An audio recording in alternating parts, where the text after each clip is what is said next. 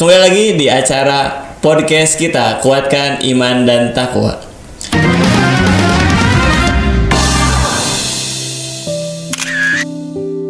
Baik sahabat Alumni Media, kembali lagi di acara podcast kita, Kuatkan Iman dan Takwa. Bersama saya Usman. Kita masih ditemani oleh sahabat kita semua ya, bintang tamu yang spesial mungkin ya, yaitu Ustadz Yudi Novianto. Selamat sahur Ustadz. Ya, sahur.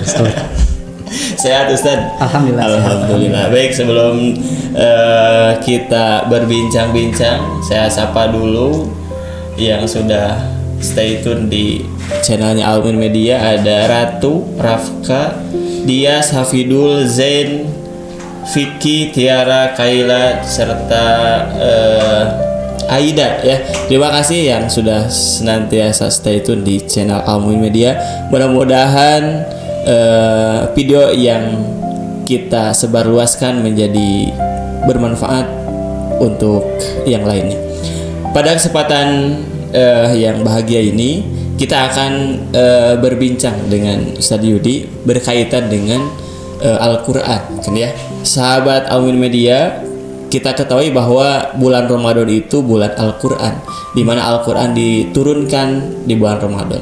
Tapi apa saja yang harus kita lakukan mungkin ya selain membaca Al-Quran? Nah, itu akan dijelaskan langsung oleh Ustadz Yudi. Silakan Ustadz. Ya. Apa saja nih yang harus kita lakukan di bulan Ramadan terhadap Al-Quran mungkin ya, selain membaca Ustadz? Apa saja yang harus kita lakukan? Silakan Ustaz. Terima kasih. Bismillah. Alhamdulillahirabbil alamin wa bihi nasta'inu ala umri dunya waddin. Asyhadu an la ilaha illallah wahdahu la syarikalah wa asyhadu anna Muhammadan abduhu wa rasuluh alladzi la nabiyya wa la rasula ba'dah amma ba'du. Ya, terima kasih Pak Usman, pertanyaan yang sangat bagus gitu ya, menggugah kita semua gitu. Terlebih khusus ini berkaitan dengan Al-Qur'an. Karena sebagaimana tadi disampaikan juga oleh Pak Usman, betul ya, bahwasanya bulan Ramadan itu adalah bulan Al-Quran, identik dengan Al-Quran. Allah berfirman dalam Al-Quran surat Al-Baqarah ayat 185 ya. A'udzubillahi minasyaitonirrajim. Syahrul Ramadan alladzi unzila fihil Quran. Allah Subhanahu wa taala menurunkan Al-Quran di bulan Ramadan. Para ulama menjelaskan diantaranya sahabat Ibnu Mas'ud ya, kalau tidak salah dalam tafsir Ibnu Katsir atau Ibnu Abbas, saya lupa lagi, bahwasanya Al-Quran itu turun dalam dua tahap. Ya, maksud dari ayat tersebut adalah turun dari Allah Subhanahu wa taala ila sama'id dunya itu ya, secara jumlatan wahidatan, secara keseluruhan 30 juz. Baru nanti setelah 30 juz ke langit dunia dicicil gitu ya.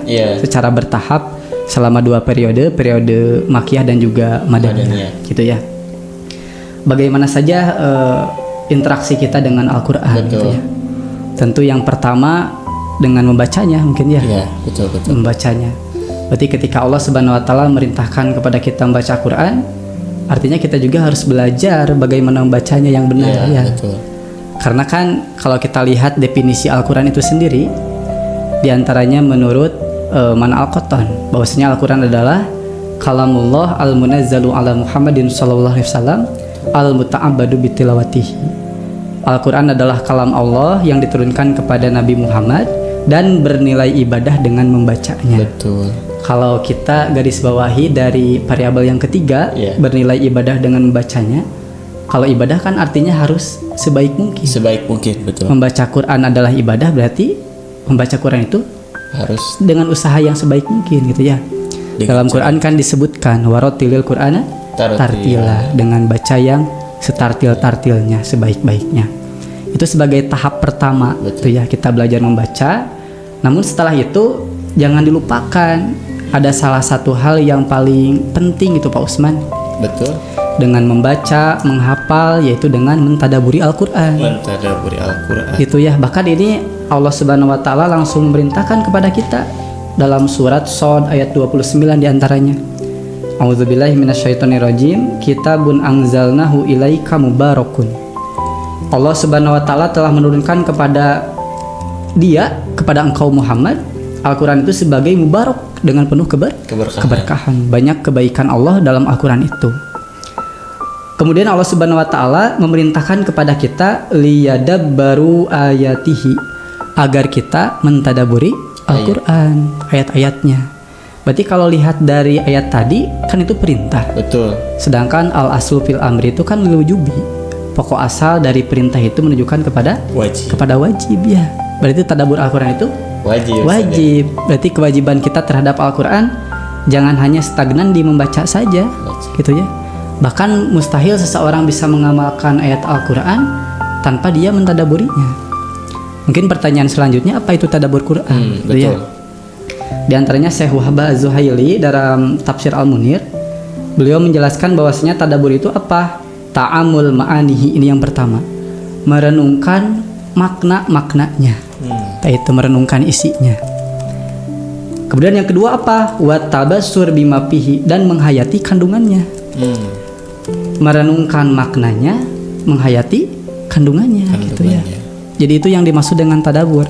Ketika Allah Subhanahu wa taala memerintahkan kepada kita tadabbur, berarti Allah memerintahkan kita apa? Merenungkan maknanya, menghayati kandungannya. Betul. Bahkan Ibnu Katsir menjelaskan makna tadabbur itu apa? Tafahum, memahami. Gitu ya. Karena kan tingkatan menghayati itu setelah paham. Betul. Ya. Ketika kita paham isi dari satu ayat Al-Qur'an, baru kita bisa merenungkan dan menghayati dari isinya, gitu ya. Nanti dari itu semua baru akan berbuah menjadi amal soleh, gitu ya, mengamalkannya. Nah itu diantaranya Pak Usman berkaitan dengan apa saja kewajiban kita interaksi dengan Quran.